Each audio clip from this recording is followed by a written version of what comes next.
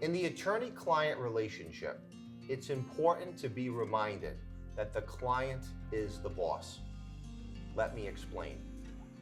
First, in terms of initiating the client-attorney relationship, it is the client who decides what lawyers to consult with and ultimately what lawyer to hire.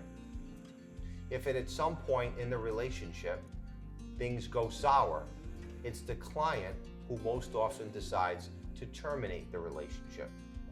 Both the clients and the lawyers need to be reminded of this important fact.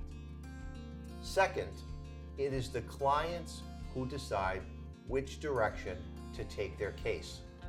What I mean by that is follows. In terms of criminal matters, clients are accused of or charged with crimes. If the case doesn't eventually get dismissed, the client will decide whether or not to admit or accept responsibility to the charges or proceed to trial. This is an important decision that only clients can make. Clients often ask for a lawyer's recommendation. What should I do? Take the deal or go to trial? No lawyer can make that important decision for any client.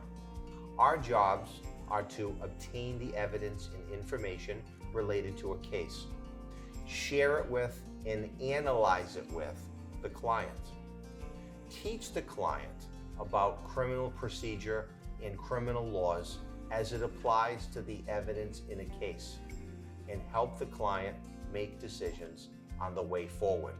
Third, if a client elects to proceed to trial, it is the client and only the client who shall decide whether or not to testify. A criminal defendant has a constitutional right to remain silent. This right is embedded in the Fifth Amendment. Essentially, no client can be forced to take the witness stand and offer testimony against himself or herself.